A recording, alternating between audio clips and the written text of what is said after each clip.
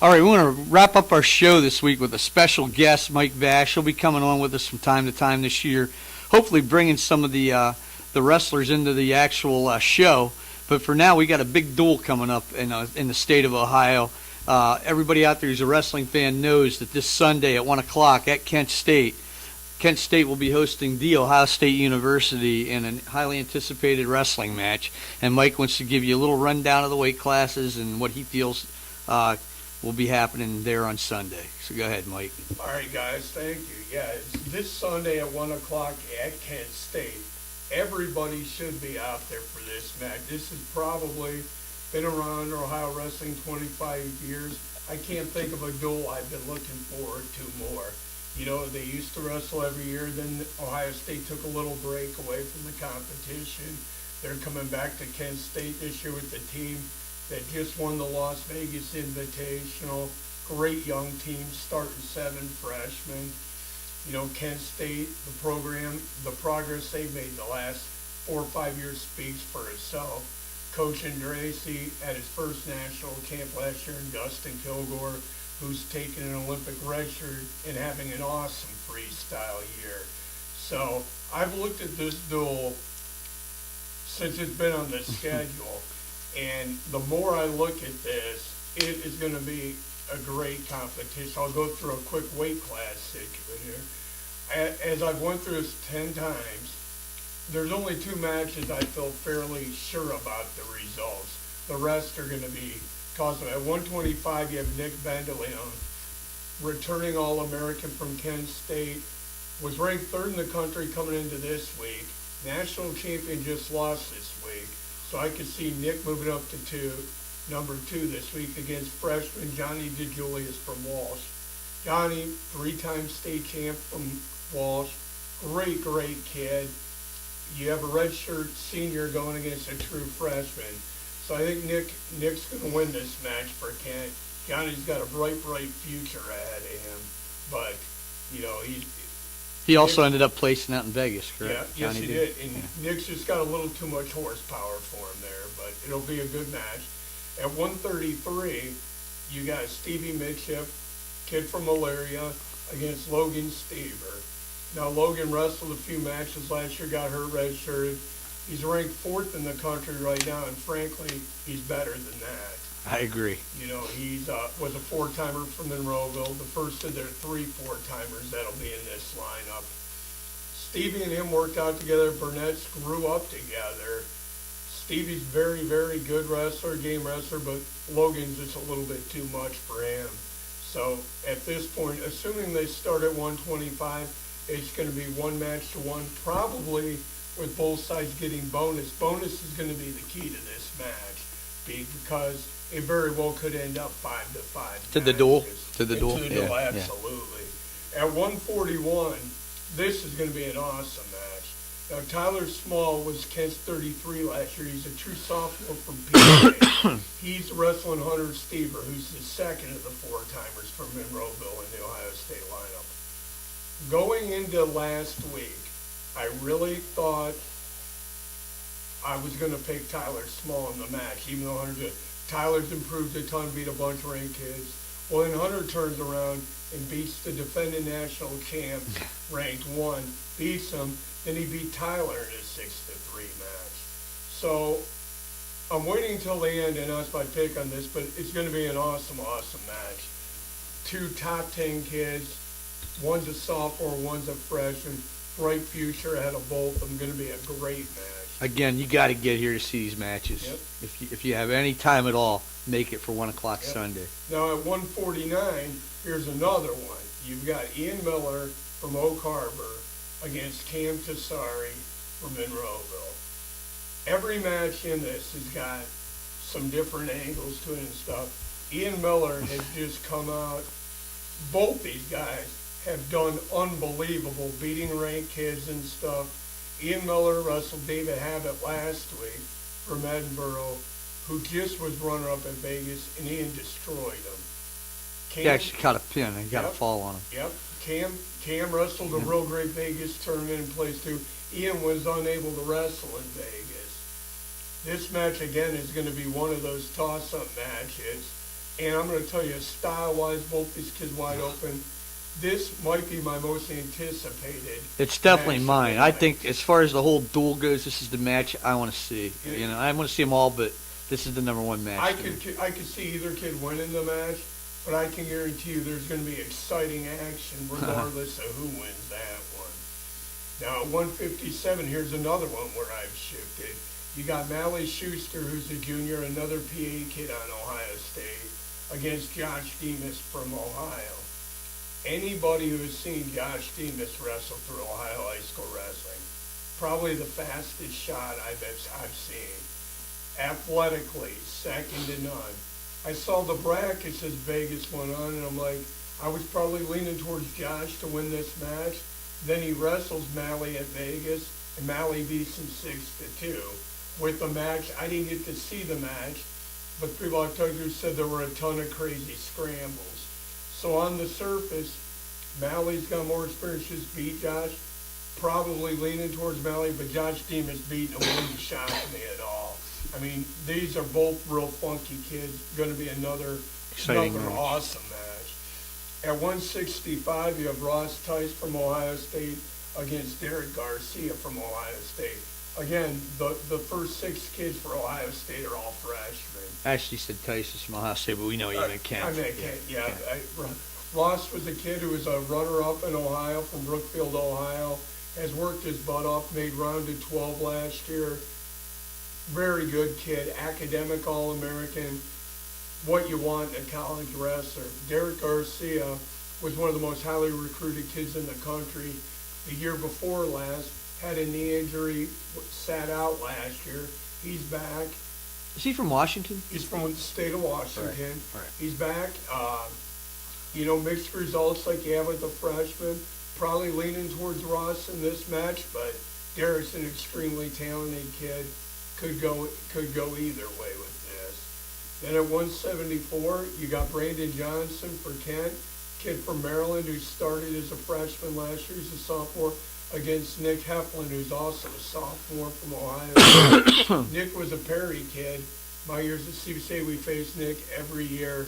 Tough competitor. Ranked 4th in the country right now. Brandon Johnson's not ranked yet, but very, very underrated kid.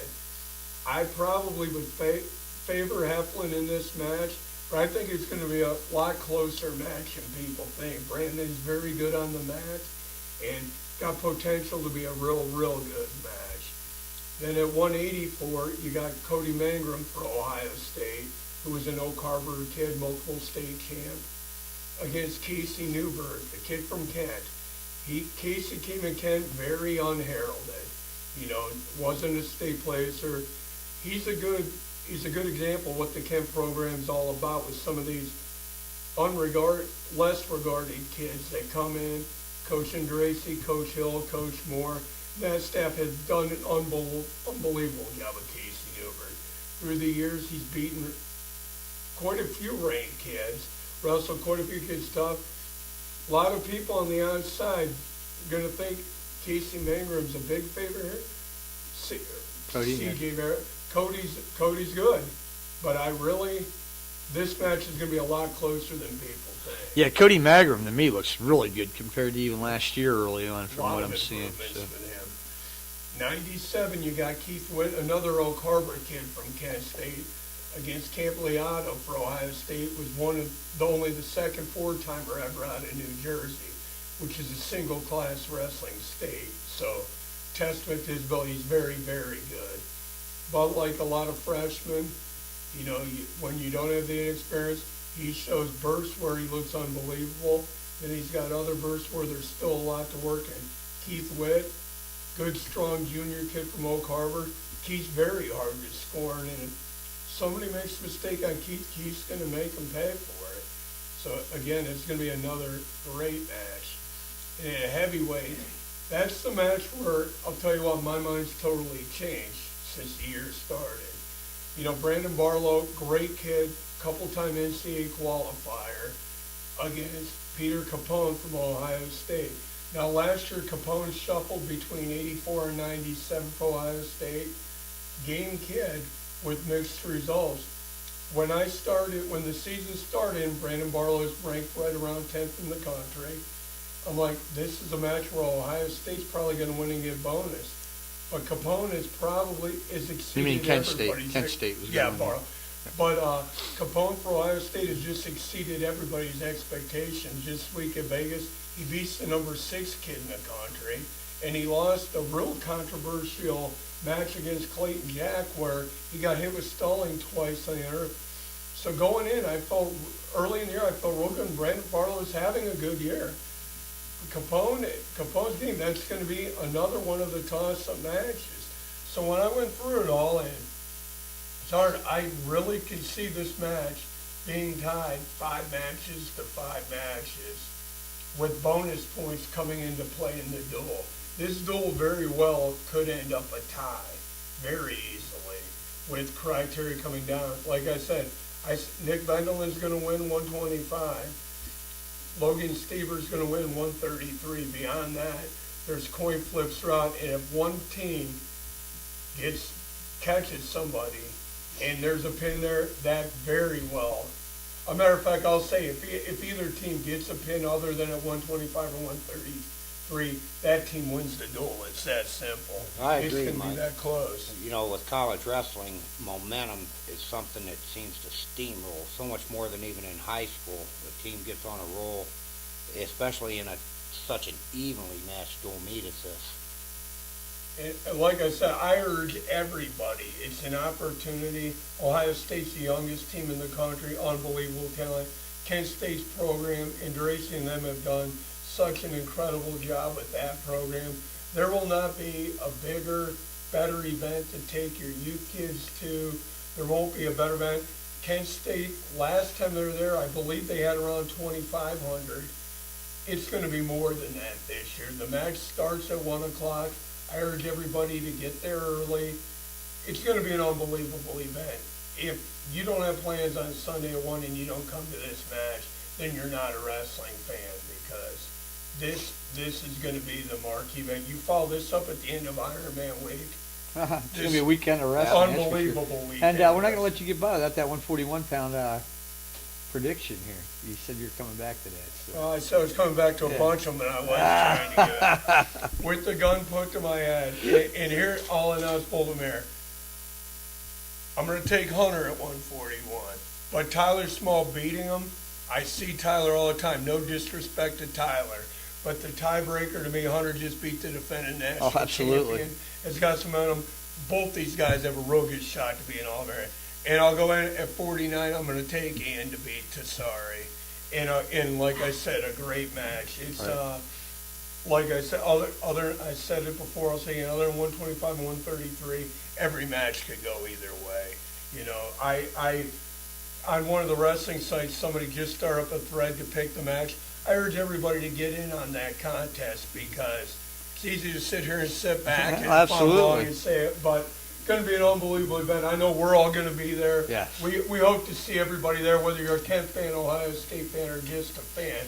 Come out and make some noise, because it's going to be an unbelievable event. Yeah, some of the best kids in not only the nation, but from our own state of Ohio on both these teams, and that makes it worthwhile on its own. We got to support our wrestling. That's why we're doing this show.